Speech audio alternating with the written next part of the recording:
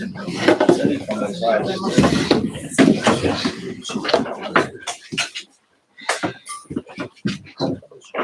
for your patience, everybody. I promise that the next time we have an event, we'll have it for breakfast. We usually have breakfast events. We owe you a meal, and a good one at that. Now you're saying. That's I know. You know, I didn't just invite you at 11. We should invite you at 8 for breakfast. But we will be having events like this very frequently as we move forward. My name is Dan Diker, president of the Jerusalem Center for Public Affairs. I'm very pleased and honored that everyone has joined us and visited us with us today. As we have member of Knesset, Simcha Rothman, the chairman of the Knesset Constitutional Law and Justice Committee of Israel's Knesset, and obviously what we're dealing with here is not actually a regular subject, a topic of deliberation. The Jerusalem Center for Public Affairs, where we've been known since 1976 as one of the leading institutes and applied diplomacy centers in Israel, and we're dealing with foreign international affairs. Our feeling was, as the deliberation debate over Israel's proposed judicial reforms, it really moved from being purely a domestic issue to really an issue that echoed into international affairs. And I think that my former classmate, Secretary of State Blinken's arrival in Israel, and one of the first things he discussed with Prime Minister Netanyahu was the issue of judicial reform, which sort of proved the hypothesis. So we had planned with a member of Knesset Rothman that he come in and speak for the first time in English from Israel, and really sort of lay out some of the issues. It had become apparent to us that in the debate there was confusion and real lack of clarity, even a little bit of misunderstanding and perhaps a misinformation in the debate. So we offered the opportunity, and it's an opportunity for all of us to engage in some discussion, questions and answers, and to hear member of Knesset, Chairman Rothman, lay out some of the issues clearly in English and engage you in questions and answers here at the center. Member of Knesset Rothman earned his LLM in public law in the joint program between Northwestern University and Tel Aviv University, earned his LLB from Bar Ilan University, studied at Yeshivat Keren B'Yavne, and served as a chaplain in the combat engineering corps of the Israel Defense Forces, and it's a pleasure, Member Knesset Rothman, to welcome you. And please, the floor is yours. Thank you, and thanks. In Hebrew, we say "Potchim b'chvod achsanya." It's the people who host you are to be honored first. So really, thank you for hosting this, and I think this is a great opportunity because, and it's of course it's not unique to foreign media, but foreign media gets most of its information from domestic media, and domestic media has its own bias. And I'm here to address the issues, but also answer the questions, because I think most of the issues are coming from misinformation. It wasn't mentioned, and it's basically my fault, that I wrote 2 books on these issues, and the translation into English, if I would have the time and opportunity to do a good translation of both of those books to English, it would be a little easier. But I think the main aspect that we lack in the discourse on this issue is exactly what is the problem. What is the problem that we try to solve? Not if the solution is good or bad, you can find other solutions. What is the problem? And in Hebrew, I wrote a book about the problems of what's happening today in the, not today, in the past 30 years, in Israeli Supreme Court and justice system as a whole. And my book in Hebrew called Mifleget Bagatz, I translated it to English, the ruling party of Bagatz, or supreme rulers. The lack of government by the people to the people of Israel, that's the main problem I'm trying to address, and it created a lot of problems in almost all aspects of life. So I will try to, and I really can talk about it for 3 hours, and I'm never talking 3 hours without breakfast, sorry. So I will try to keep it short and to the point, and expand more on the Q&A.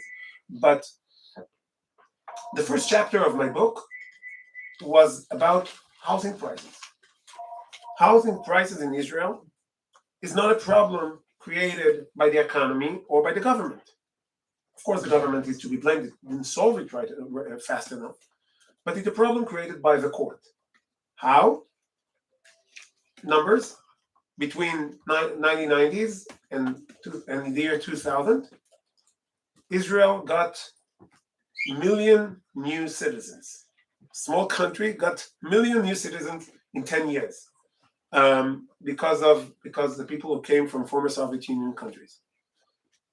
And you would think that the small countries that get such a boost of housing, and most of those million people are not large families. So million is like you need 500,000 new houses beside what you have on your regular plan. It was unplanned. You would think this kind of grow in demand will create the price of housing to rise. That's the rules of the economy. No, it fell down. The prices of houses in Israel in those 10 years went down. Why? Because Israel has a solution.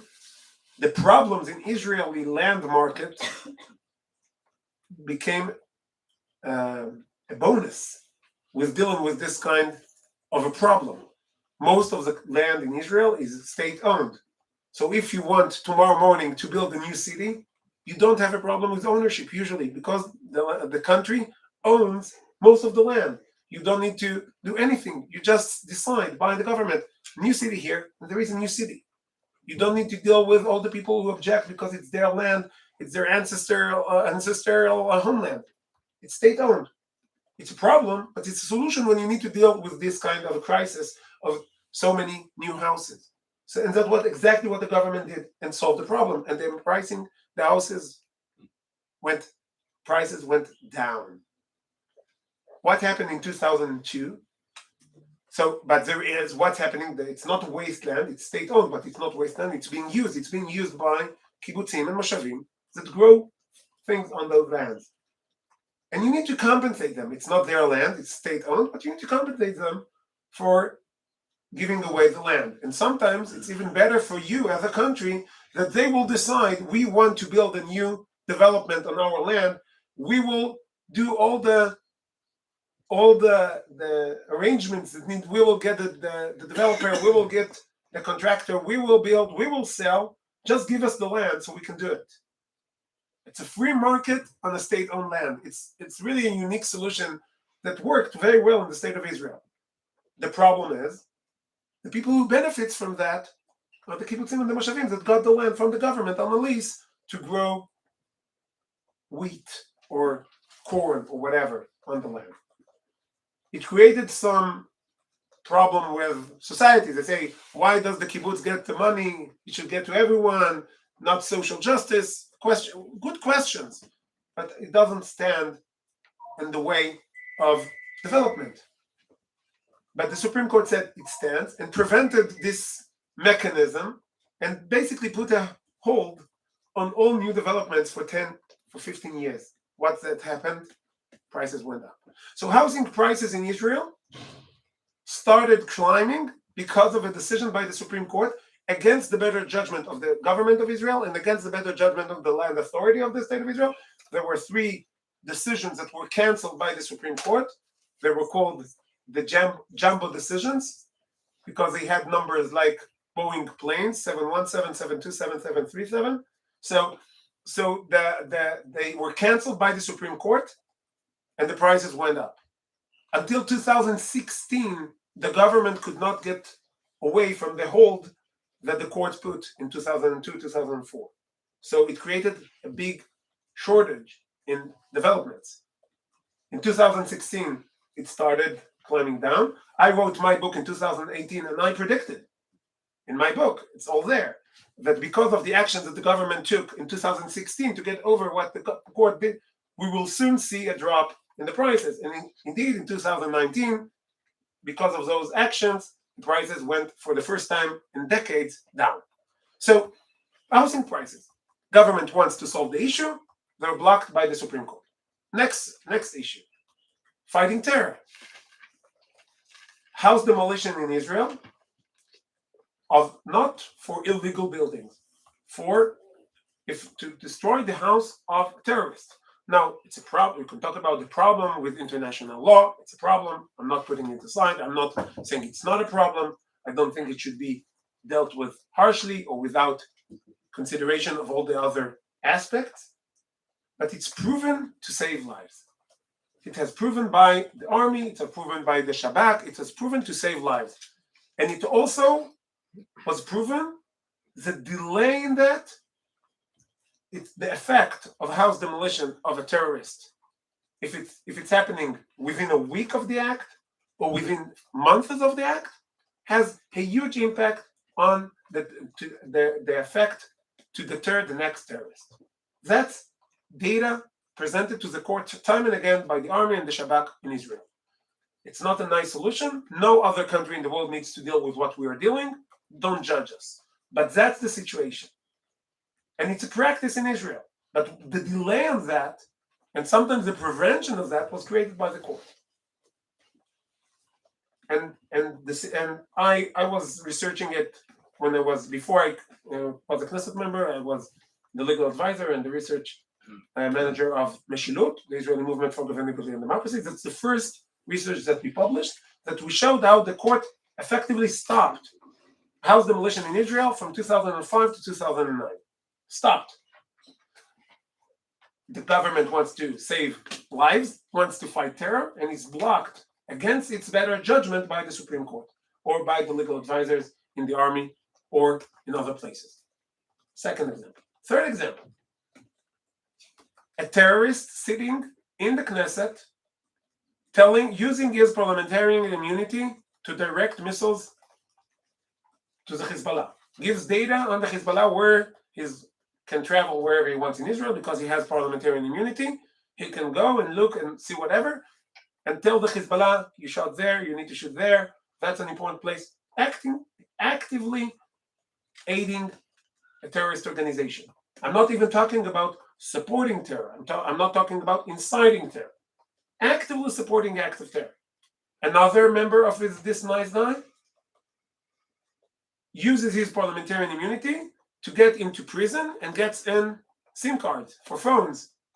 So terror acts will be able to be coordinated from prison. He's doing it using his parliamentarian immunity.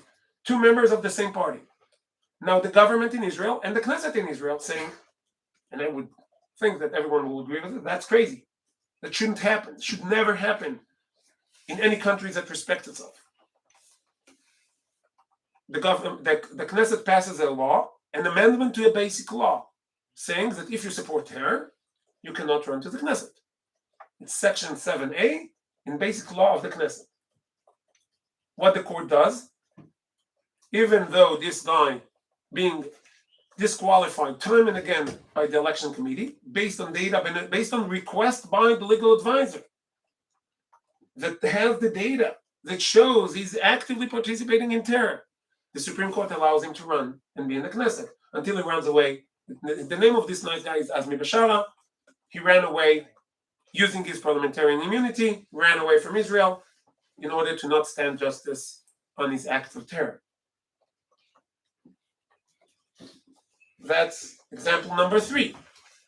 And I'm not talking, it wasn't a fringe decision. It was not even a split, like 61 vote in the Knesset. 80 Knesset members voted for that, sometimes 90, to disqualify Azmi Bashara. And they stood helpless in front of the court, allowing him to run to the Knesset. Fourth example. And now this is dealing with illegal infiltrators. The Knesset passed a law, again, not coalition opposition. Some of the laws were passed with 80 or 90 Knesset members supporting them, to use measures against people who were getting to Israel illegally. Israel is the only democratic and Western country that has a land border with Africa. We are very unique in that. So people were coming from Africa not as refugees. They wanted to work and get money. It's very good. There is a process for that. You cannot go and pass our borders. I'm not even talking about human trafficking that came with it, and drug trafficking, weapons trafficking. It was very dangerous. And I'm not even talking about the fact that some of them are Muslims, and I'm not talking about the social problems that it creates. It's the basic elementary right and obligation of a country to save its borders, to keep its borders. The Knesset has passed tremendous amount of laws dealing with it. Some of them, one would argue, are more harsh. Some of them are less harsh. Some of them are even by recommendation by the court. After the court disqualified 3 laws in 3 consecutive years, 2013, 2014, 2015. So the Knesset stands in this wave of illegal immigration, illegal infiltration, because it's not illegal immigration that people came as tourists and overstayed their visa. People are getting through the borders unchecked, unbalanced, and they're coming through the borders, and the government is trying to block it through legislation. They're using measures that are in use by many other democratic countries. Not something unique.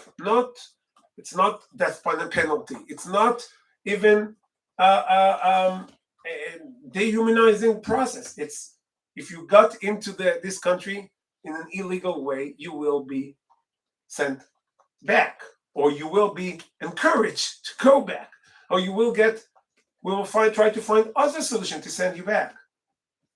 And the court prevented all measures and all actions of government in this issue, even legislation that was passed in the Knesset with extreme majority, 80 Knesset members, and the court disqualified.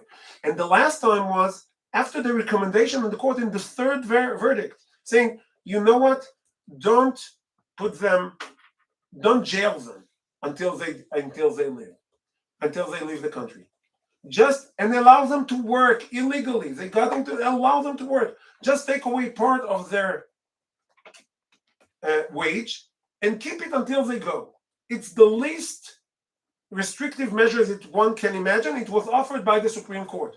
The government passed this law. It was disqualified by the court. And elected officials in Israel standing helpless.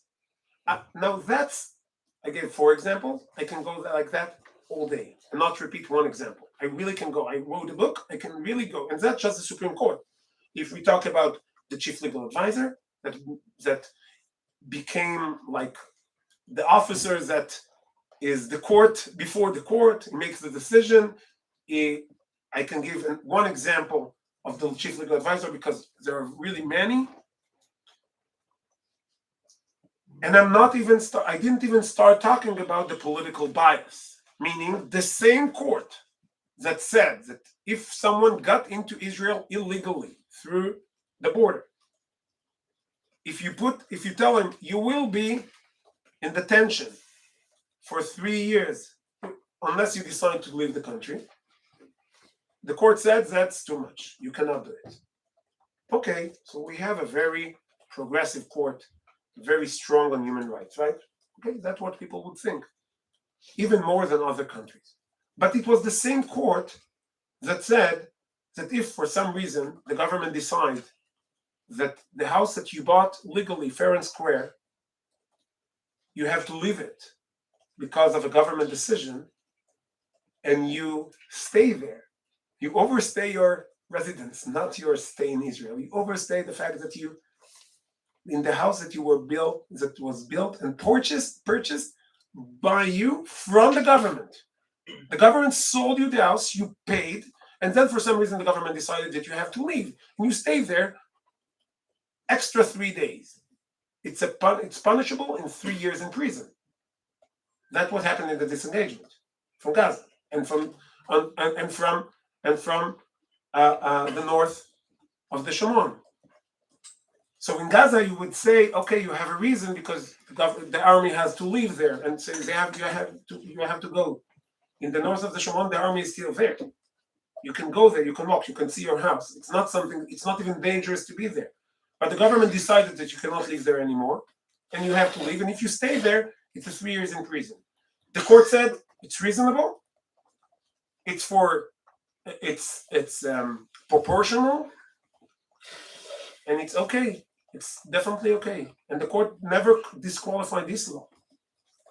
So it's very strong on human rights if you're illegal infiltrators. If you're a settler, your human rights are meaningless. So it's political bias. But that's beside the point. Let's put that for another day. Let's talk about the Attorney General for a second. The Attorney General in Israel has a unique power that no other leader of the world, I'm not talking about legal advisor, of course. He's stronger than he has this is stronger power on policy and on action in the state of Israel than the president of the US in the US, than every leader of every democratic country that you imagine. No, it's not my observation. This observation was written in an article in the Alex by Shlomo Avineri, Professor Shlomo Avineri. He's not a right-wing guy. It's consensus, right and left, that this kind of power corrupts. Is not elected by the people, unlike any other legal advisor in common law state or country. He's not elected. It's really hard to kick him out of office. And basically can decide whatever he wants. We just got a letter. If I'm really ruining a question for someone, I'm sorry. We just got a letter that the legal advisor tells the prime minister that because he has a case in a lower court with his issue, he cannot be involved in promoting a legislation that says that the court cannot disqualify basic laws. What's the connection? What's the conflict of interest? I don't know. Can it affect his cases or his procedures? No. But got a letter that you cannot deal with it. Why? Because the chief legal advisor said so. Doesn't make any sense. Any sense. You can say you cannot be dealing with anything concerning criminal procedures. Okay, maybe, I understand. Also, conflict of interest does not work like that unless you are elected official in Israel. That doesn't matter. I can understand the premise of what you said. But you don't even need to understand, you just need to obey. That's the way it works in democracy, you know? So and now let's just say, let's take this case because it's relevant, right? Let's just say the prime minister does not like this decision. And let's just say he wants to go against it, to decide the other way around. And let's just say he does not even want to do it by himself. He wants to go to the court to say that this frivolous decision by the legal advisor does not make any sense. Who will represent him in court? Now it's my time for Q&A. The answer is no one. He will not have representation because according to a very strange Supreme Court ruling, the person who represents the interest of the prime minister in Israel is not the prime minister in Israel, but the chief legal advisor. So if I will go now and appeal against the prime minister, and the prime minister wants to say, you're right or you're wrong, and the chief legal advisor thinks the other way around, the chief legal advisor will go to court and will say, the prime minister says Simcha is wrong. And the prime minister will make a press conference and say, Simcha is right. I support Simcha. He's 100% right. But in court, this position will have no place. So the chief legal advisor will go to court and speak on behalf of the prime minister against the decision of the prime minister and against the will of the prime minister. And if the prime minister wants to hire someone to represent his position, the chief legal advisor will say, I'm not allowing it. And he won't be allowed. And if you say, you know what, I don't want to represent, to hire a legal advisor or a lawyer to represent my position. I want to go to court myself and present my position or send a paper. The court will ignore what the real prime minister said and will listen to what the not real prime minister, the chief legal advisor, decide. No, this situation is unlike any other country. I don't even say democratic country. It does not make any sense. And this created by the court and the chief legal advisor in many, many years. So, and those problems, of course, create a big problem with policy. The people in Israel feel that they elect one policy and get a second. Very popular book in Israel. The title is "Madua אתה מצביע ימין ומקבל שמאל?" Why do you vote right and get left? It's very popular and it's very successful and it's very right because that's the situation. So it's create a distrust in all the systems of government because of those actions. It politicized the court. It politicized the chief legal advisor. And if you have politics and there is a saying, never trust something that thinks if you don't know where it holds its brain. So no one understands where Israel holds its brain. No one understands where Israel holds its power. Where is the power? Is the prime minister the most powerful person in Israel? Is the head of the Constitution Committee, the justice minister, the speaker of the Knesset? Who is the most powerful person in Israel? And the answer is the chief legal advisor, and in some verses the chief justice. And they're unelected, they're unchecked, they're self-appointed, some of them. Okay, so let's talk about the appointment mechanism. Sorry, that's because of you. Israel is the only democratic country that the court, sitting Supreme Court justices, has a veto power on who will join the court.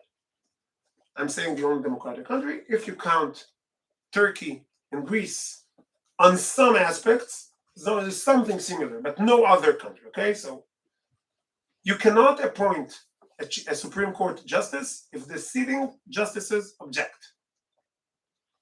So you basically cannot, you have a self-appointing court.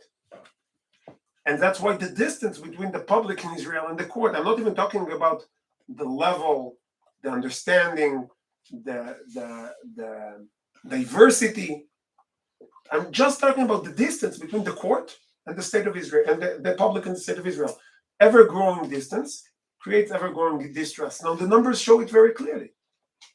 If you compare the trust in the court in the 90s and the 80s and the trust in the court today, it's not even started. Some people say it's Netanyahu, it's you incite against the court. No, it went for almost straight line down for many, many years. And it's created because the court took upon himself power he never meant to have, the power to cancel laws without a constitution. Israel is the only country. Now, I will have a series of Israel is the only, and you can check my facts, whatever you want, whenever you want. Israel is the only country in the world that has a position like the chief legal advisor, so powerful in the way it's appointed. Israel is the only country in the world where the chief legal advisor decision is binding to the government. It's the only country in the world when he has the monopoly on representation in the courts and can decide the position he represents and disallow people to come and present their position in court. Israel is the only country in the world where the Supreme Court can cancel laws without a constitution. There are countries the court can cancel laws, but not without a constitution telling him what and when and where and how. In Israel, he can just cancel laws based on, I don't know what. He's even debating and even started doing it, canceling basic laws. For many years, the claim of the court was, I am canceling laws because they are against basic laws. And your basic laws are quasi, somehow, I don't know, constitution. Never meant I can pass a basic law today, tomorrow, regular majorities. There is no demand. Basic law is not unique. But let's just say that was the claim for fame for the court. The court said I can cancel laws because they are against basic laws, and basic laws are more important. You said so yourself. Okay. But now they're canceling basic laws. Based on what? I don't know. But they're saying you cannot legislate. They're even doing even worse. They're telling the Knesset, you cannot legislate this kind of basic law. So they're preventing basic law from ever being legislated. So they made themselves into the almighty philosopher king. Really, there is no limit to the court power, unchecked and unbalanced. So Israel is the only court like that. Israel is the only court that self-appoint himself like that. Israel is the only court in the world that basically has no demand of legal standing. Anyone can bring any case directly to the Supreme Court without showing any harm done specifically to him. That's why Israel rulings on issues that would never get to any court outside of Israel. So think whatever you want on Derry case. Think that he's right, he's wrong. He should be a minister, he shouldn't be a minister.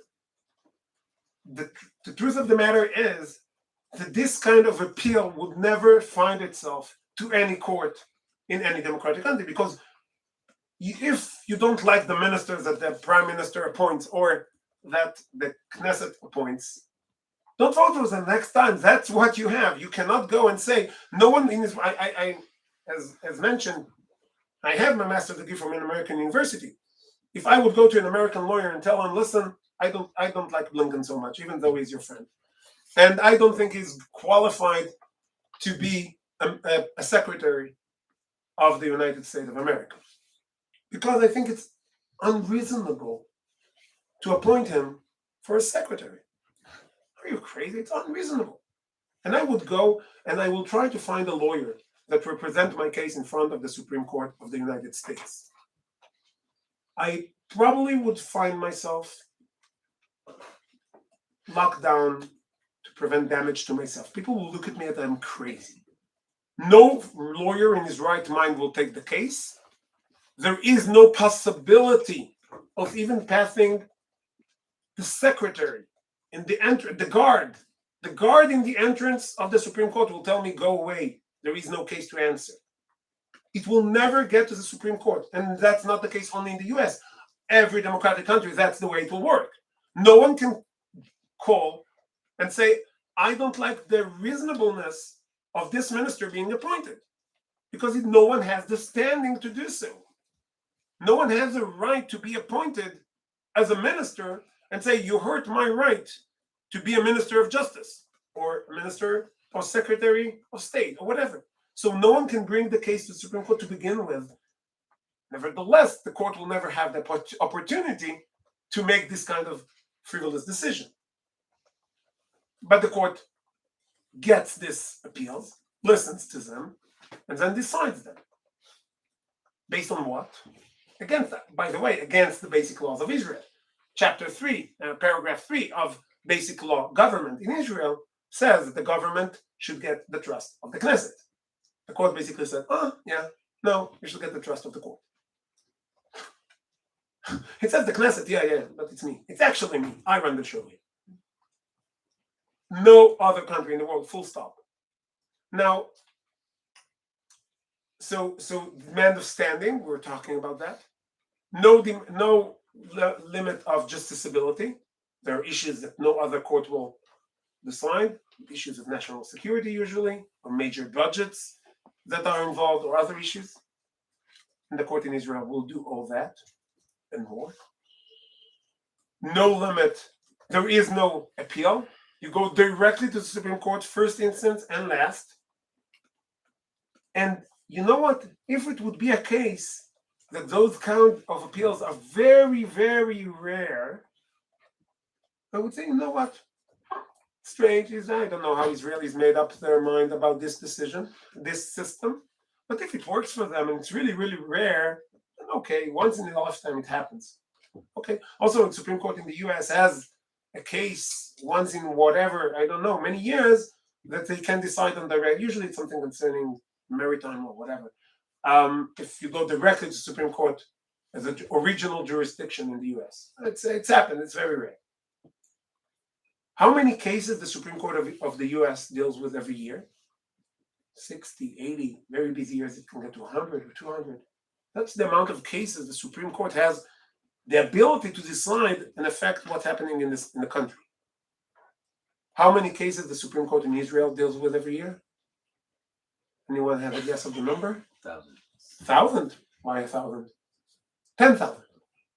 Now, 10,000, and now that's a low point. It used to be 15,000.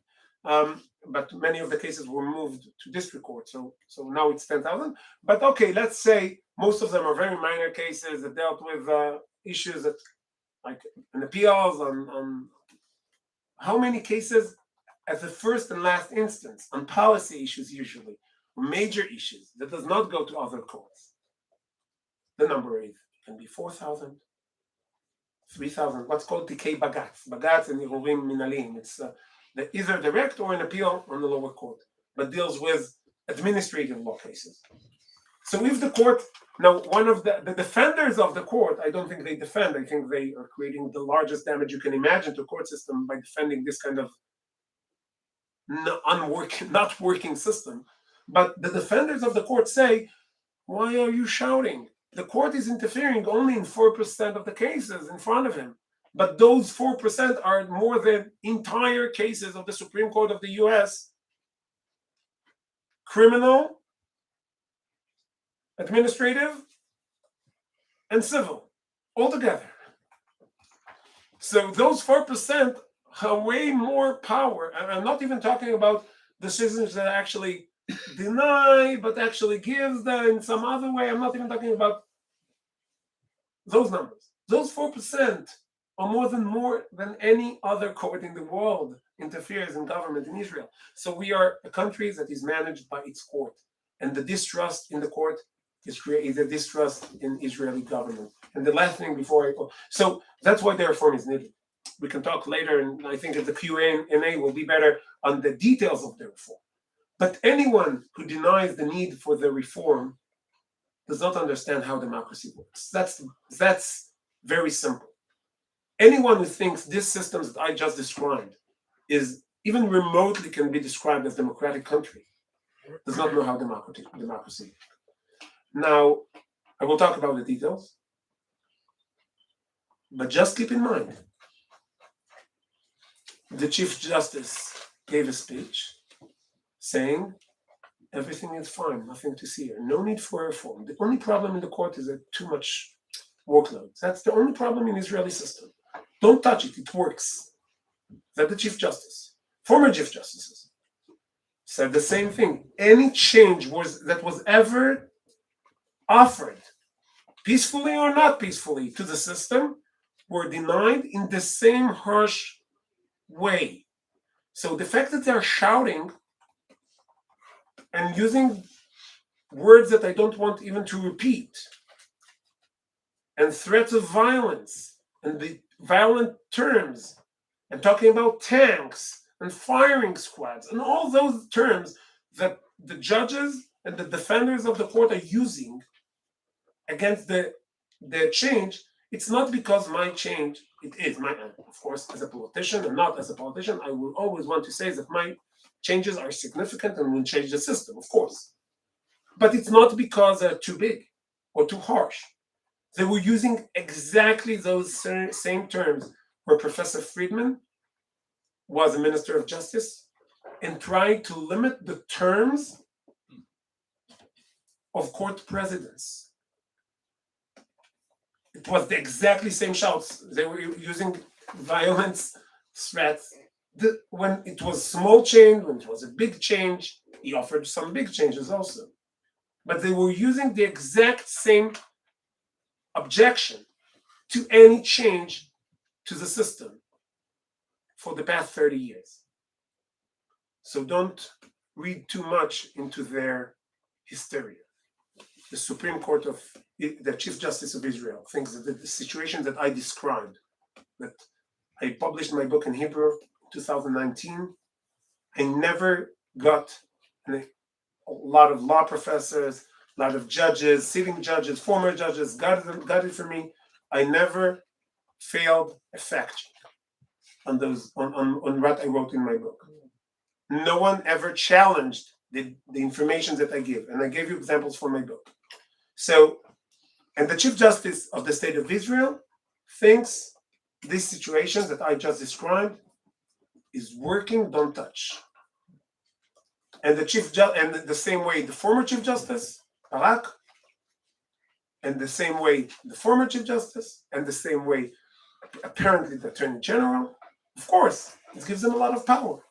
It's defending human rights. Which human rights? It's defending the right of the unelected minority elite to rule the State of Israel without ever bothering to get the vote of the people. Those human rights are guarded very heavily by the courts in Israel. Other human rights, not so much. Israel is one of the only countries. I didn't find any other ruling by any other democratic country court that said that after you get a person to admit, after you use torture, you can use his confession against him.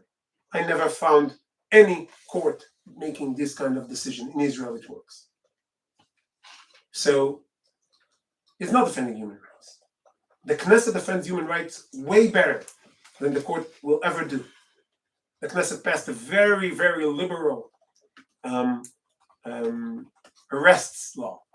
The court just ignores it. The Knesset passed laws limiting hurting of privacy or wiretapping. The courts ignore it and allows illegal wiretapping all the time. And nothing is never preventing out of the. I just got the document from last year. I'm waiting for the document for this year. But in February 22, I checked how many wiretap requests are being approved by the court. It's way more than 99%. So the court basically does not supervise hurting human rights by the government. He's defending very heavily the right of the judges to rule the country. And those rights need to be stopped by the Knesset. And we're doing it, and that's why they're shouting, that's why they're demonstrating, because they know that the powers that they got in an undemocratic way is going to be taken away from them. And I understand the cries, I understand the shouts, but we should never accept it. The last thing, another example from recent years. The court in the US defended human rights during COVID. He said to the governments of the state, he said, you cannot prevent people from going to shul or to church because we have freedom of religion. And you cannot discriminate against churches and synagogues compared to other options. In Israel, the law said that you can go out to do many other activities, but you cannot go to synagogue. During COVID, and there were appeals against it, and the court said, okay, that's not a problem. The Knesset, last time I was there in the committee, we changed that in the Knesset. The court almost never challenged any of the actions by the government during COVID. What prevented many of the problematic issues during COVID were Knesset members, committee heads in the Knesset that were preventing the government from doing it. So I'm not even talking about, you can talk about right and left, you can talk about Judea and Samaria, you can talk about many other issues. I'm talking human rights aspects. Human rights aspect, the Knesset is way more zealot on human rights in Israel than the courts. And it's not unique to Israel. In many other countries around the world, especially US, you can find examples where the parliaments of the states, of the federal system, are for human rights and the courts go against. You can go, of course, to Dred Scott, you can talk about the Lochner cases, you can talk about the court prevented liberal decisions by the parliament for other reasons. So people are trying to color the fight between the court and the parliament as a human rights battle needs to show that the court's defending human rights better than the parliaments. I don't think that's the situation in Israel. I don't think that's the situation in many other countries around the world. Definitely it's not the situation that we can talk about from this day forward. We're talking about changing the basic laws. Even in the US, people who used to support the Supreme Court for many, many years, while Roe versus Wade was in effect, now say we need the parliaments to defend us from the courts. Why? Because the political bias changed, okay. So can we say from now and forever that the courts are the defenders of human rights against the legislators? And the last thing, and that I'm opening to Q&A, a major lie in Israeli term, and it sometimes echoes in the international term, saying, and I'm sorry for maybe losing the argument already by the Godwin law. You know the Godwin law. You cannot use the Germany and Hitler as an example, right? but people doing it. The Chief Justice did it, and many former Chief Justice, Aaron Barak. He said that in Germany, there weren't strong enough courts to cancel laws. And that's why Hitler got into power. He was wrong 2 times. One, the constitution of the German Weimar government allowed for the court to cancel laws, and there were actually many cases of the court canceling laws. And the Nazis went into power with the help of the court, not despite the court. And the first action that Hitler did when he got into power was not burning down the court. It was burning the parliament. The parliament is the only defender of human rights against tyranny. And we are trying to make it stronger, not weaker. And today, the parliament in Israel is weak because the decision it accepts, doesn't matter if you like them or not, are being blocked by the unelected tyranny of Israeli Supreme Court. Questions? But I'm not giving. What I would do is just give the 3 major changes that you're going to do. 3 major points of change. Okay. So we talked in quite length about the problem in the Supreme Court and the structural problems that I just described. So let's talk about the courts. And after that, so first is the way we appoint our judges. Most countries around the world appoint their judges in a democratic way. Everyone knows the example of the US because the US is very, very good in PR. But also other countries, in most of the countries, it's either only the executive or only the legislator, or a combination of the executive and the legislator, especially when we're talking about the higher level, the chief, either constitutional courts or higher level courts in the countries that do not have constitutional courts, like again, like the US, for example, or Canada. So the courts are elected by the other branches of government. You don't have a court that appoints itself. It's very rare. I don't say you don't have. It's very rare. So we want to change this. Exactly. Israeli appointment mechanism of I'm, besides my other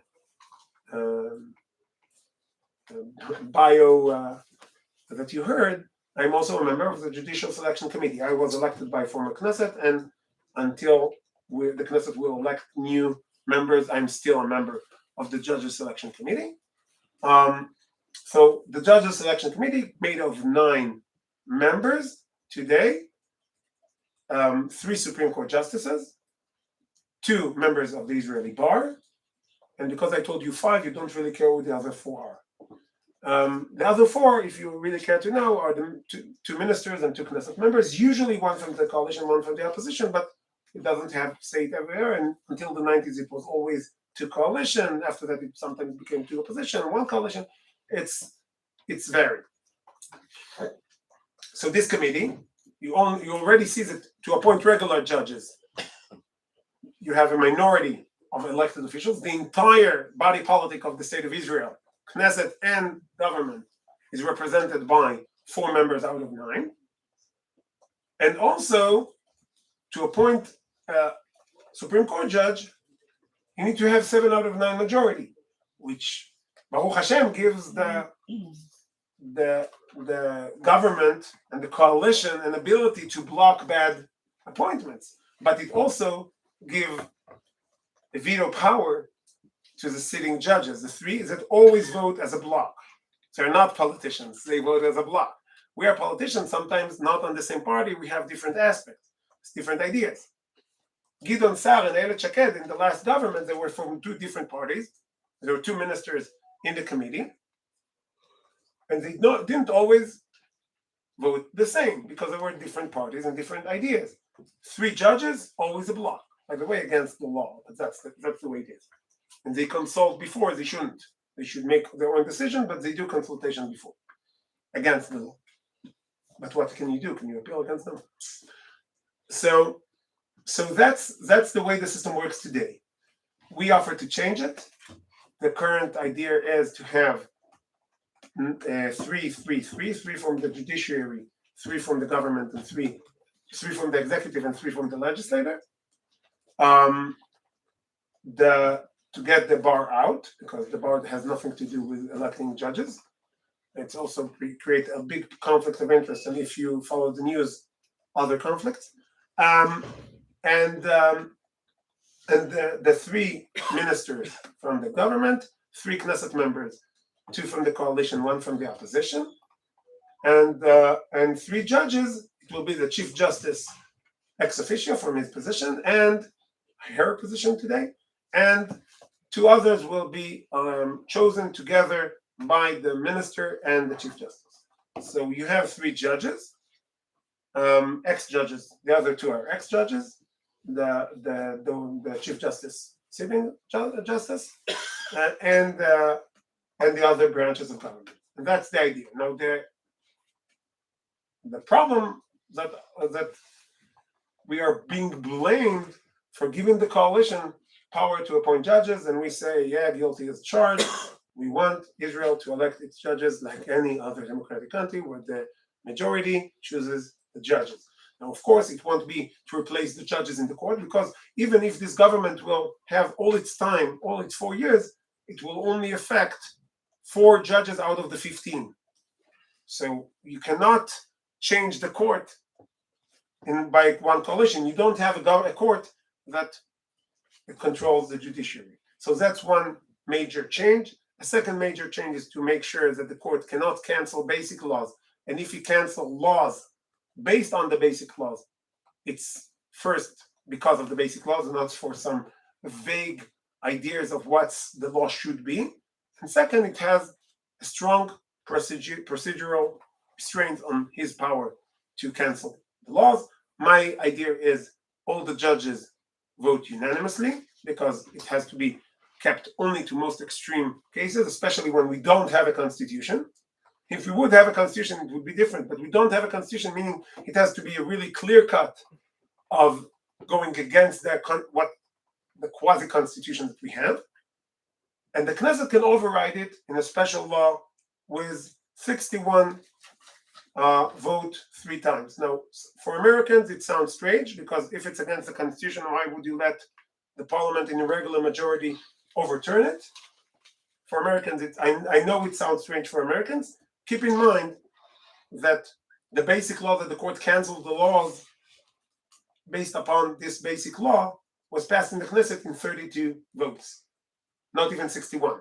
So to say to the Knesset that the interpretation of the court to a law that was passed by 32 Knesset members, you would need to have more than a regular majority, 61, it doesn't make any sense. If you have a constitution that was accepted by 2/3 and all this, makes sense. Otherwise, it doesn't make any sense. Some people would even say, don't let the court cancel laws ever. But we say, okay, if there will be a law that was really, really terrible in the future, let's save this option. I don't think it will be ever used, and I don't think it should ever be used, unless I don't know what's happening. So that's the major change on this issue. And the third major change, or other more minor change, is really declare very clearly that the legal advisor, as its name is an advisor. His advices are not binding, and he cannot shut the mouth for the prime minister or a minister or the government. He has either to represent them, and if they don't want, they can hire someone else to represent their position. He cannot speak on their behalf against their better judgment. Again, I have to say I'm a little bit insulted for the state of Israel that we need to legislate this third part. It doesn't make any sense. No one understands it. I wrote a chapter on that based on, I found it very hard. And one chapter of my book is about this almighty chief legal advisor.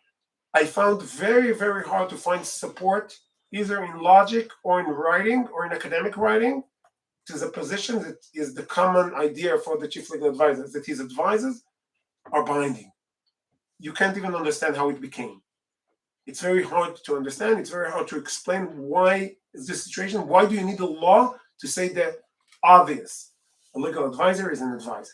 And again, there is no comparison to what's happening in Israel on this issue to any other country in the world. Questions? Stand. You just announced your affiliation. Were you? Michael Starr, Judicial Post. I had the pleasure of speaking to you a few weeks ago when you first announced. Good to see you again. Apologize if this was mentioned while I stepped out for a bit, but I was hoping if I could get your comments on the Attorney General's letter today to Prime Minister Netanyahu, and that there's conflict of interest and you shouldn't. I explained. I might return that afterwards, but because I already spoke about it. If you So could I ask if you think this will impact the proceedings of the okay. Reform? So in order to comment on this, I would really need to understand the claim. I have to say I don't understand the claim. I don't understand how the reform that I was speaking about, that has nothing to do with criminal procedure, has nothing to do with the cases pending against Netanyahu. I don't understand how it connects, and I don't want to comment on things that I don't understand. I would say that during the committee, during the deliberation in the committee room, someone offered to say that the changes that we are offering to the legal advisor position might affect criminal procedures. So I stopped immediately and I said, listen, without any connection to Netanyahu cases, I asked the legal advisor for the committee that if you follow, we don't always see eye to eye, but I stopped and I said, please, I am making here sure to explain and to express that this change should not have any effect on criminal procedures. And if you think the wording does allow it, I don't think it allows it. But if you think it allows it, please offer a better wording that will make sure that it does not. We don't have anything to do with criminal procedure, not because it's not important, not because there is nothing to change in Israel criminal procedures, but that's not the case, and we're not dealing with it right now. It's not. It has nothing to do with criminal procedure. And when someone even hinted that this had something to do with criminal procedures, I immediately asked, and I'm still waiting for him to comment because there is no comment needs to be done. It's very clear that it has nothing to do with criminal procedure. But without Levine and without Netanyahu, sorry, do you think you and Levine can steer the process? It's not going to impact it in that way? I have to say, I spoke to many people about these reforms in government and outside of government. Netanyahu is not one of them. Never. Not before I became in charge of it in the committee. Not after.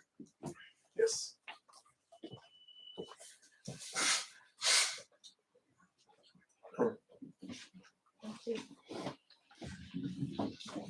Thanks very much. Isabel Kirshner from the New York Times.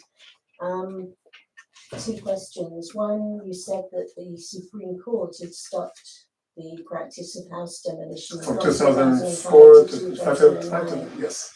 As far as I'm aware, the Supreme Court has approved the use of Regulation 119, has in more than 90% of cases approved demolitions.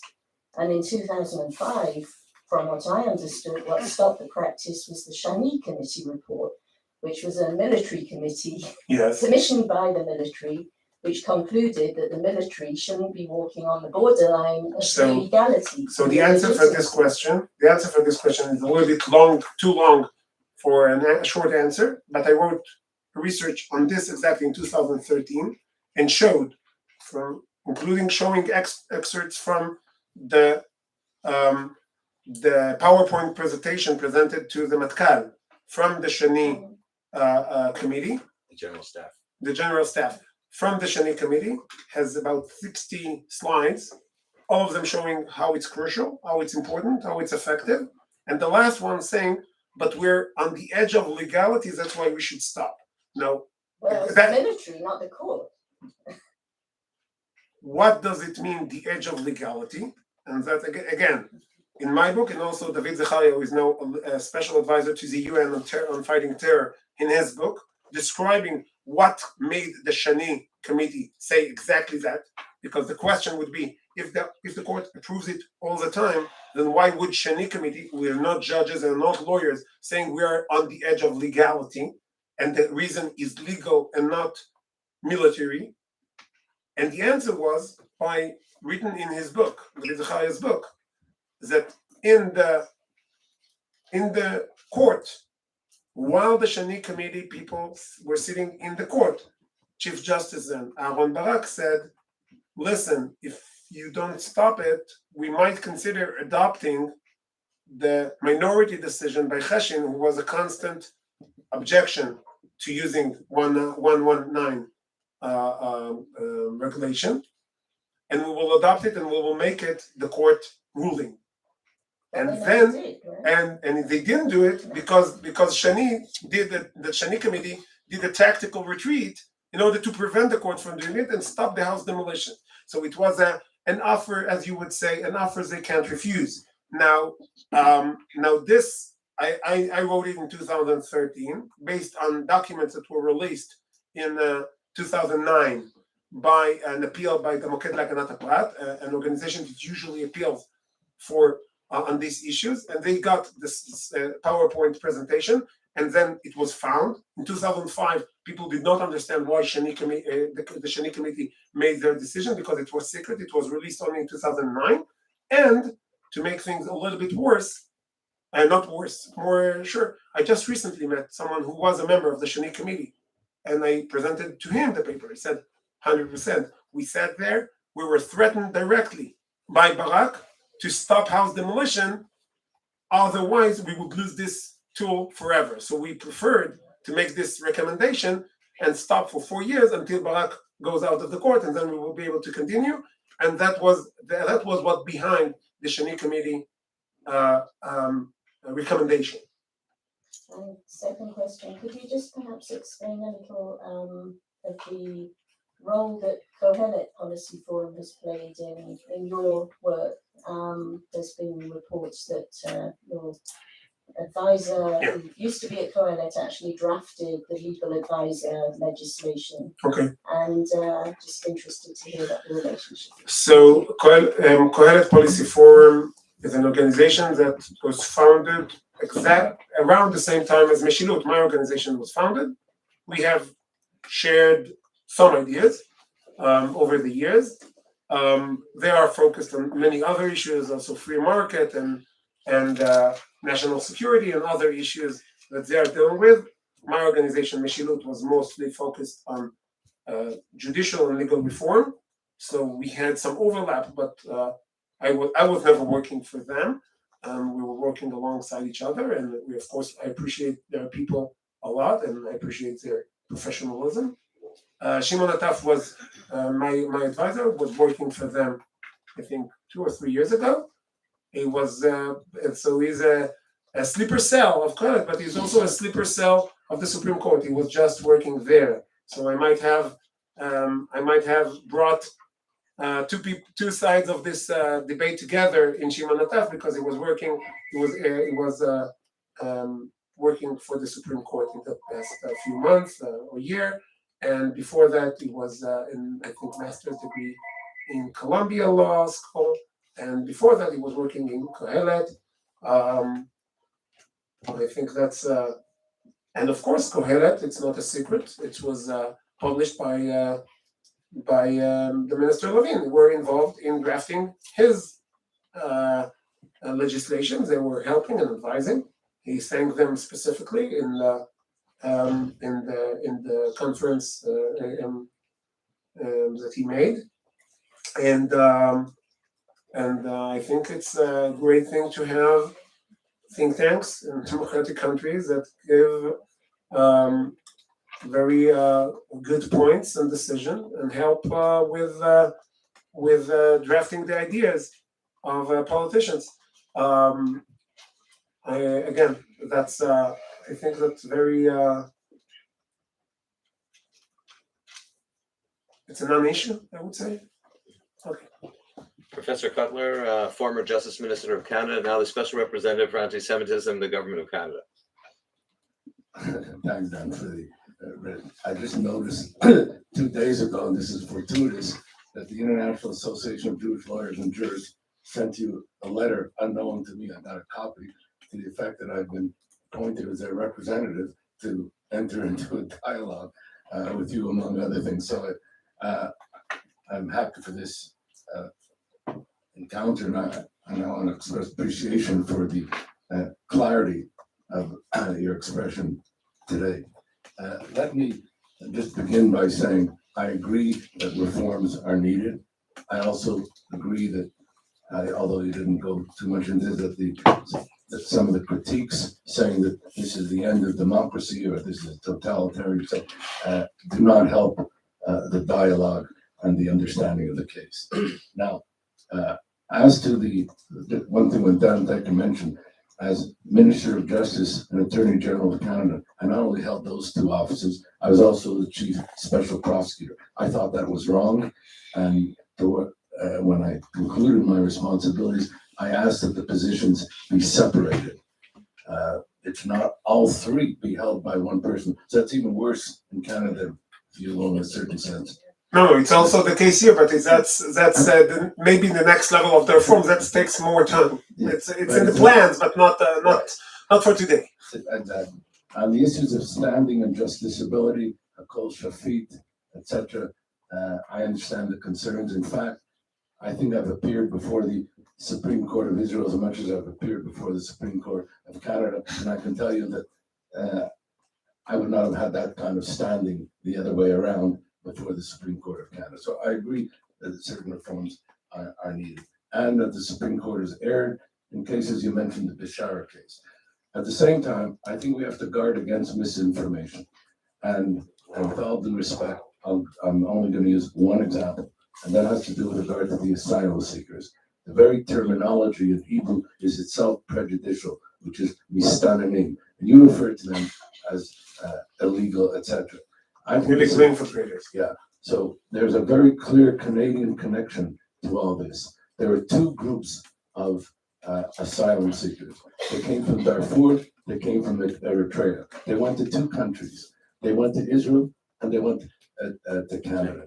Israel set up a wall in 2010. Supreme Court decisions were after there was a wall, which effectively put an end to that type of, call it infiltration, I would call it seeking asylum. Israel is a signatory to the Refugee Convention regarding, and I don't want to have to go into it. I just want to end on that point this way, and I appeared before the court in this too. That is 94% of that same group got refugee status in Canada, less than 1% in Israel. The reason? Because in Canada we set up, at the time that I was a Minister of Justice, a refugee determination process. Israel never set up the refugee. This was a failure not of the court, but a failure of governance.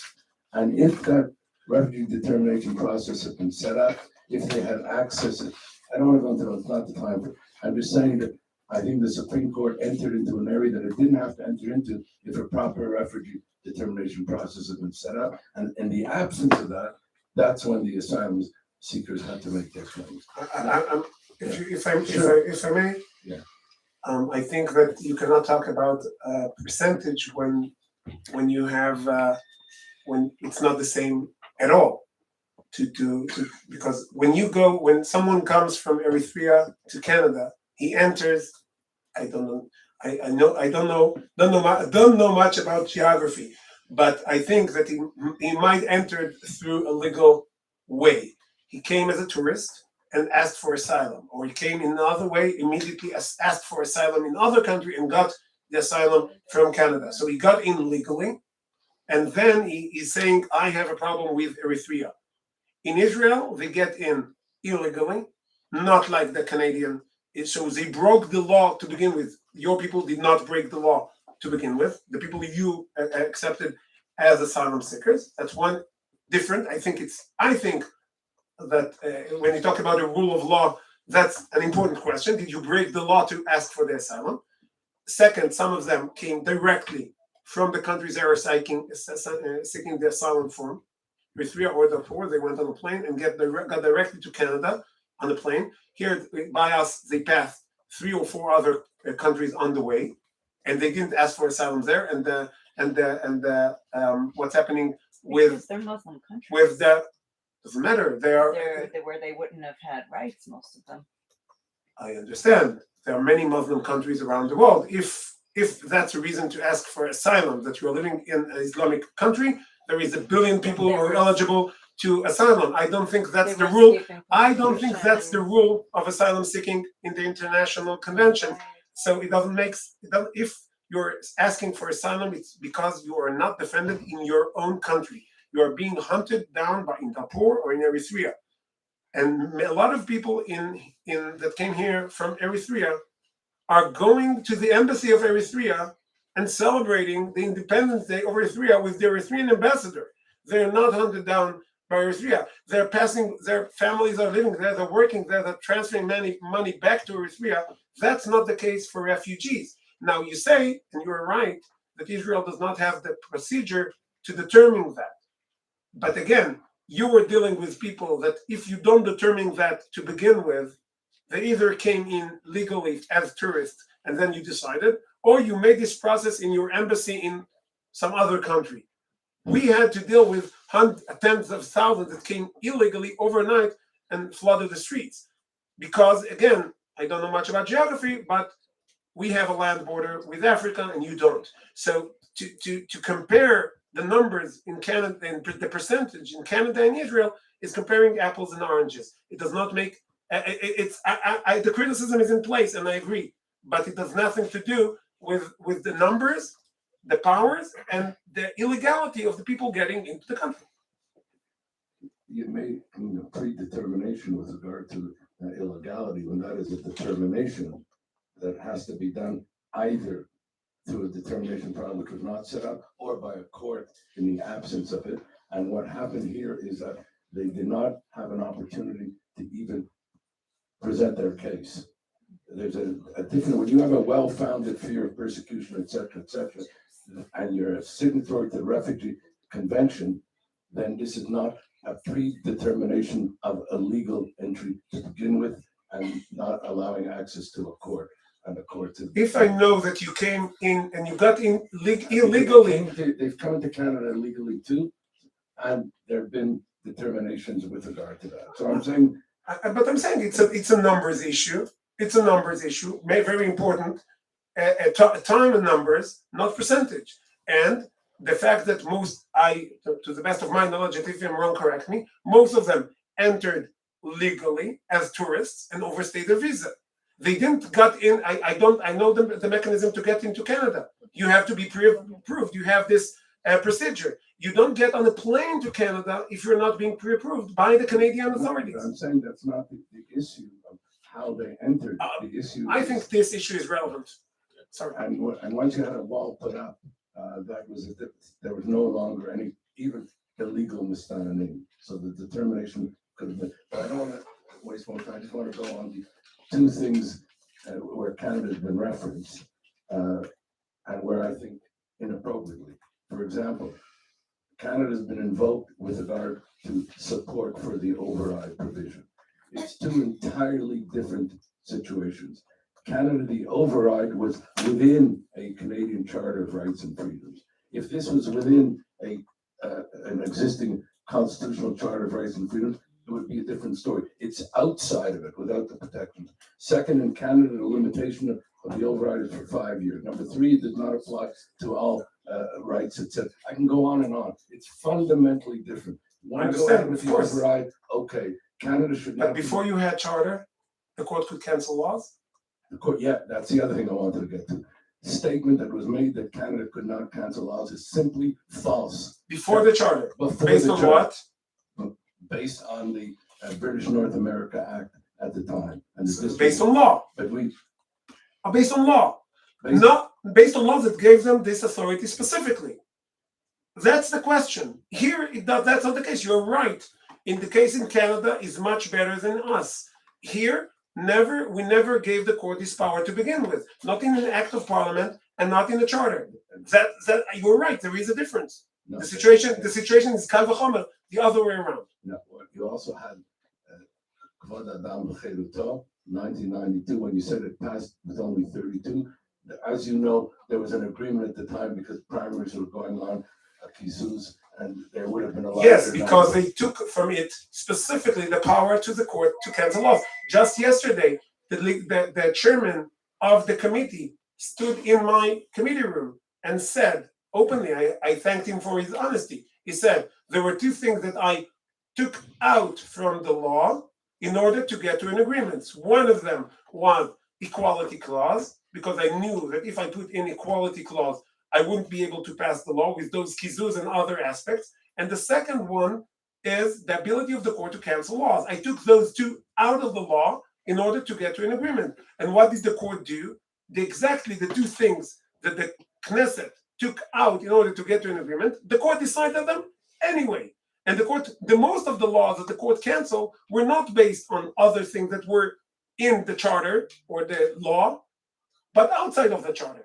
The equality. The court canceled the laws based on the equalities that the committee chair said in my committee room yesterday, and said I took it out in order to get to an agreement. So if the court acts without the agreement of the legislator or the people who create the basic laws, then based on what? The courts were doing that even before the 1992 law. The Kol Am cases. Kol Am is not a law. I know. Kol Am that's is what not I'm against saying, the law. But I'm talking about a capacity for judicial Review not of laws. Kol Am is not a capacity review of the law. And I will just say this sentence, and I hope it will settle the dispute down.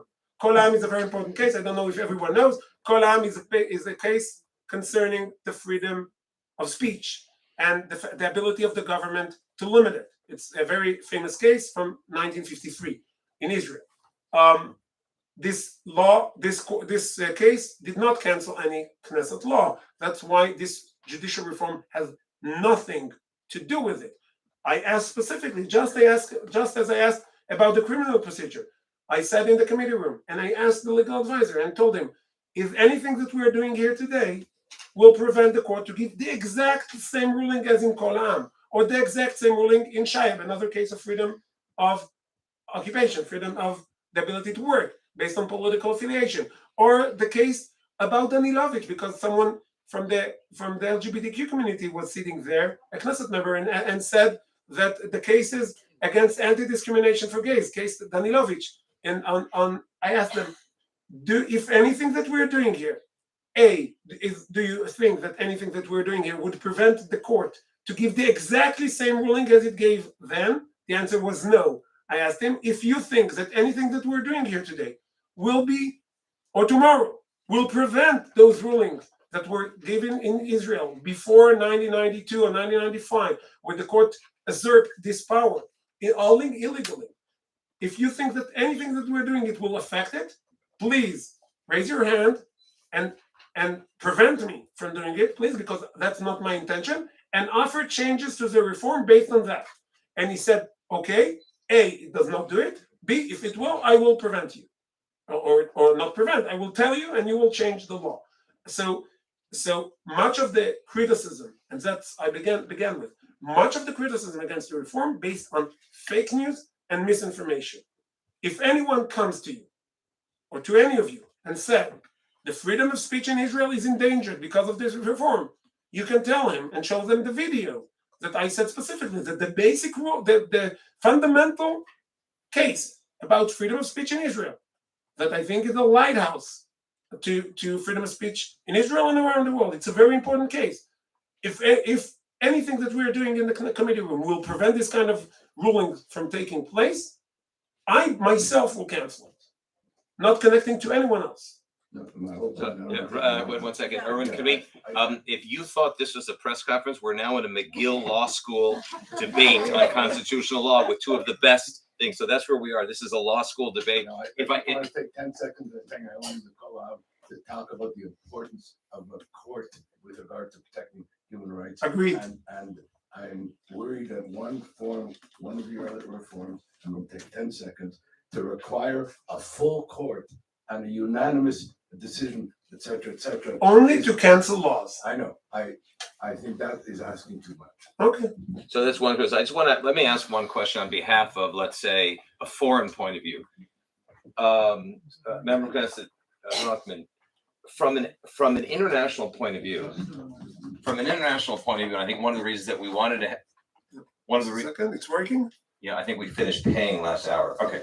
I think from an international point of view, and this is one of the reasons we wanted to have this international forum, there's this sort of irony going on, where on the one hand, most of Israel from 1992 onwards agreed, even the greatest oppositionaires, if you will, in the streets of Tel Aviv, in the demonstrations, and of course we have to have reform in Israel. There's been an imbalance in the way the Supreme Court has conducted itself, and of course we need reform. On the other hand, you have 80 or 90 or however many tens of thousands of people in the streets, and international media and international commentary saying, could it be the end of democracy? Democracy is under threat in Israel. How do you square the circle? In other words, from your point of view, as one of the key drafters and intellectual leaders in this reform movement, how do you understand the misunderstanding in the public discourse over the government's reform program?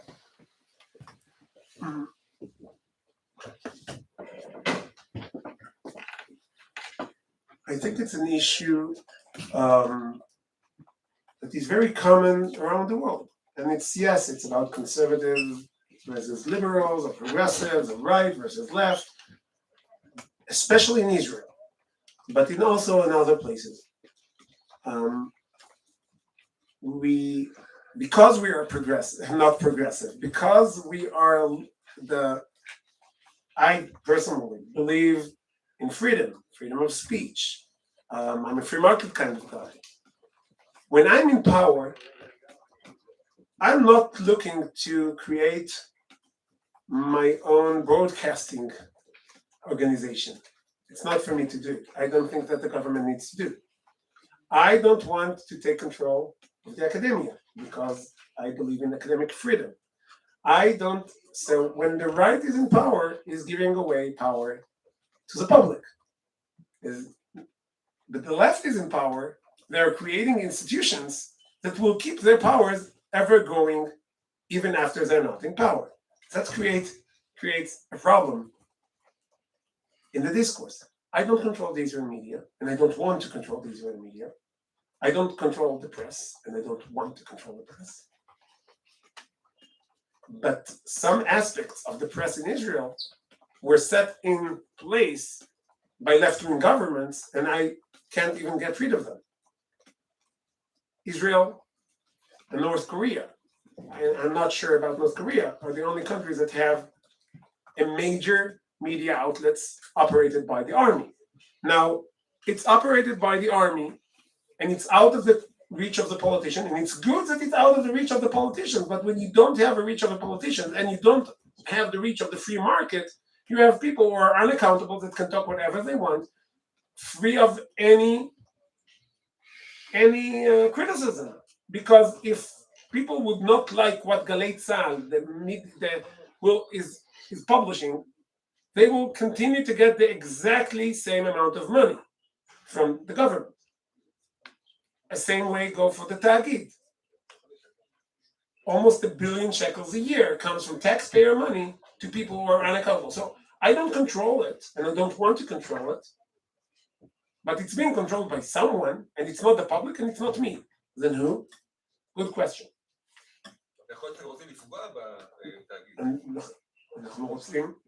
Hebrew or English? Just a second.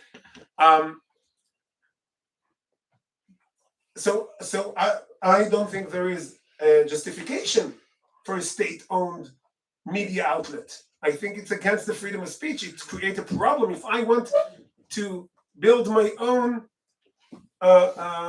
news channel, I have to compete with this talented guy who I really adore because he's very good in what he's doing. But I have to compete with him in an unfair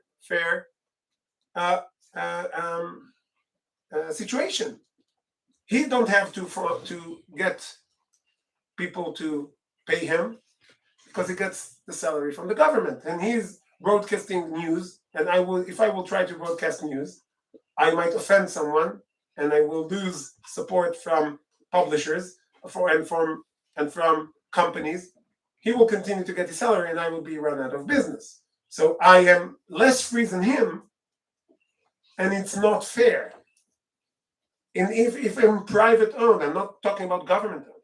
So Israel does not have really free media for that issue.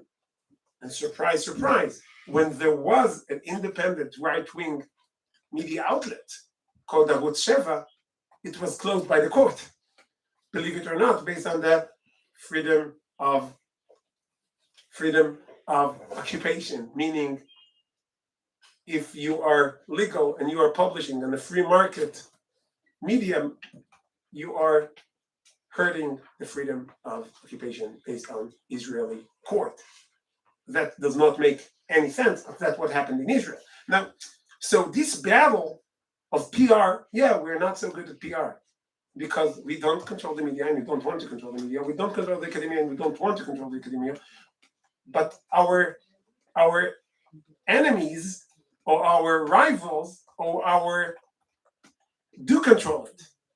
They will publish lies and I will stand undefended and I won't be able to show what I said here now only in rare occasions. And I believe you, and I must tell you, most of the work that I'm doing when I'm going in an interview is just say, what the questions that you ask is wrong. I don't want to give you an answer because the question does not even start. A student came into my committee room and said, I am objecting to this reform, and asked her why, and she said, because your plan is to take away voting rights for women. How can you answer this kind of question? Really, seriously, I don't know. Let's say, to make sure I'm not planning. I have a wife to return to. It's not the case.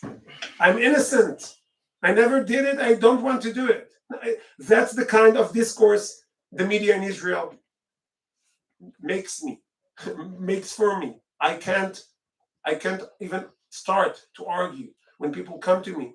And then, as you said, a very esteemed legalist is quoting Kol Ha'am, and I'm sure the first time he heard that I said in the committee room, specifically addressed Kol Ha'am as a case and said that there is no intention, and if there is, please stop me. If you think that by mistake I'm hurting the ability to give a ruling, he never heard it.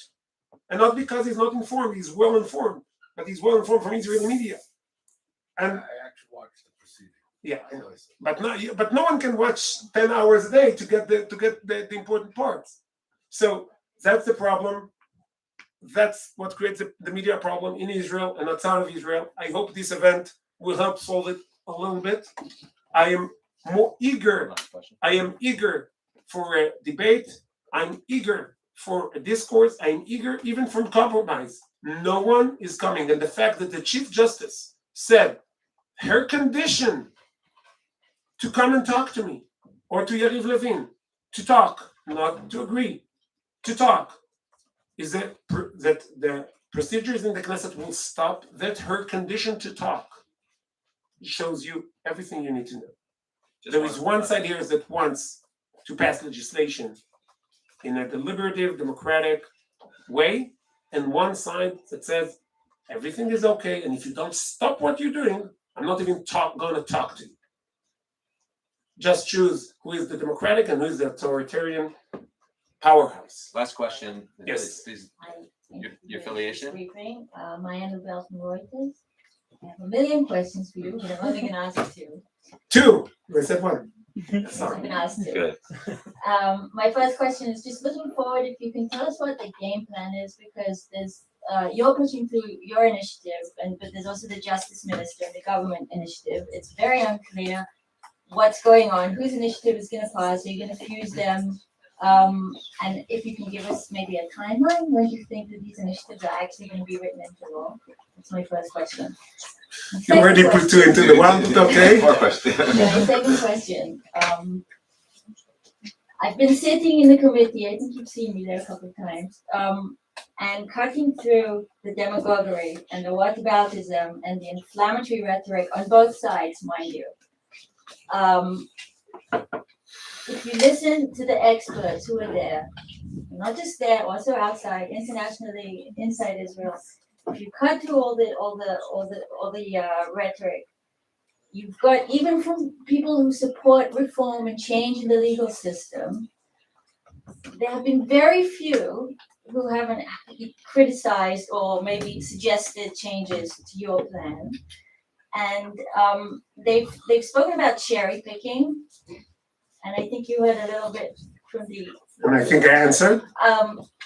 Perhaps, but basically taking elements from all these different countries, putting them together, What's the question? and creating from one imbalance to a complete other imbalance. Now, and my question to you is, what changes are you going to make based on this criticism? And the fear abroad is not because of lies and misinformation. It's because they're looking at what you're doing. They're looking at the justice minister, but they also see what Gafni says about the central bank and what Kali says about the Tagid. They put these things together. So you were succeeding in getting about 5 questions into 2 questions. That covers the whole. But that's the talent, I guess. So I will about the timeline. If Israel had a functioning government, and we won't have those problems, what would happen would be that the minister will get his plan on the first day of work in his room, give it to the legal advisor. The legal advisor would make some suggestions or publish it for the public for 21 days, and then it would go to the Knesset on a vote. We don't have a functioning government, and the chief legal advisor basically said, I'm not pushing it forward. So the Minister of Justice is now cannot, or he can, but it's not very easy for him to pass the legislation in the normal way of the government. Baruch Hashem, in Israel, especially when we're talking about basic laws, the Knesset bylaws allow for a different way to push them forward as a suggestion by the committee. And that's why it's good, I think, for those who support the reform, that I am the head of the committee and I am pushing forward this way. It does not compromise on the deliberation, because we started almost 21 days ago, so we have the time. It's not to get things faster than it would be in the other way. It will just to start the process at a good time and hear the experts, and not allow for the only person in government who has conflict of interest, which is the chief legal advisor, to stop the process. So that's about the process. Timeline. The second I will know, I will be the first one to get. You will be the first one to be informed. The other questions is about the experts. So first, there is a bias, of course. People who support me don't feel the need to come to the committee room and say them, because they trust me. That's why they voted for me. That's why they helped me draft. There is no need for them to come. So they came, few of them, and supported this and that, but that's the bias of who is showing up. People who agree with me usually sit in front of the TV and say, good job, Simcha. Why would we come and say exactly what you are saying? So the fact that you hear in the committee room many people who object, that's why they're coming. But you're counting wrong, because some people object and they said that I am compromising too much. Professor Ullman, for example, said, why did you ever think that in the committee there is a need for any judge? Why are they? Made other suggestions.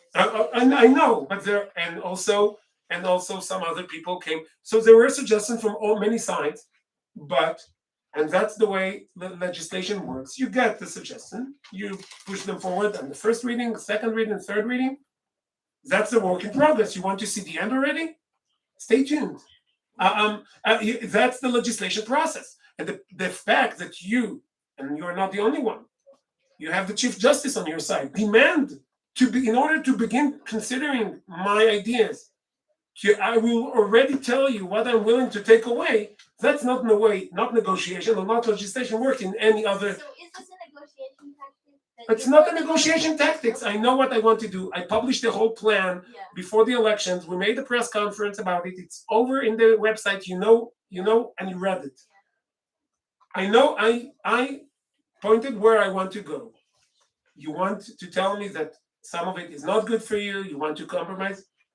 My phone is always available. Besides the time that I'm sitting here and talking to you, I'm answering my phone calls. I'm answering my WhatsApp. People never ever a person, doesn't matter if it's a law professor or a justice or someone from the legal advisory, asked me for a meeting or for a phone call and then said no.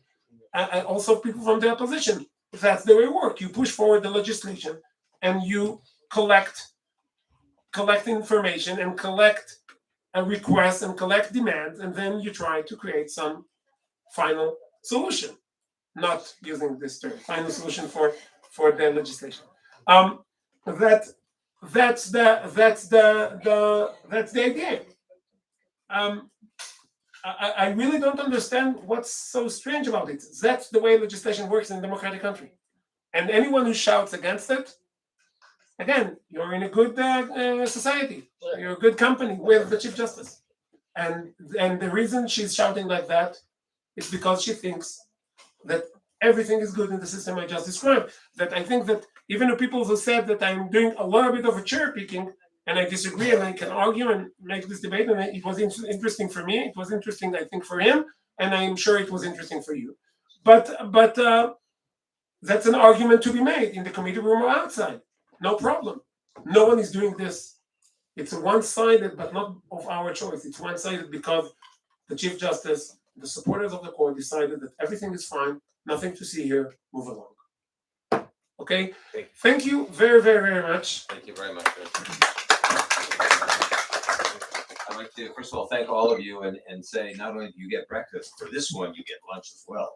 And to say, one thing I really would like to compliment you publicly, Member Professor Rothman, because what happens in Israel very frequently is that ministers and chair people of committees come in, they have their 35 minutes, they make their statement, they take a couple questions, and they leave. And I think this was, that MK Rothman deserves a tremendous amount of credit for really budgeting an awful lot of time, as you have as well, to engage in a deeper discussion that ended up being something like a McGill Law School debate with Professor Cutler and Attorney Rothman. So I want to thank all of you for your patience, and please continue to come. We'll be in touch with you. We have a lot of things, very interesting developments at the Jerusalem Center on the Palestinian issue, on international issues, partners in the Middle East, post-Abraham Accords. We have a major conference coming up with an unprecedented number of African countries who are coming to Jerusalem in later March at the Jerusalem Center for Public Affairs, and we'll let you know about that. In the meantime, thank you ever so much for joining us, and thank you, Member Professor Rothman. Thank you, Odelia, as well. Abdullah came with MK Rothman, and have a wonderful end of the week. Thanks so much for coming. Just want to mention also Chairman Arthur Edelman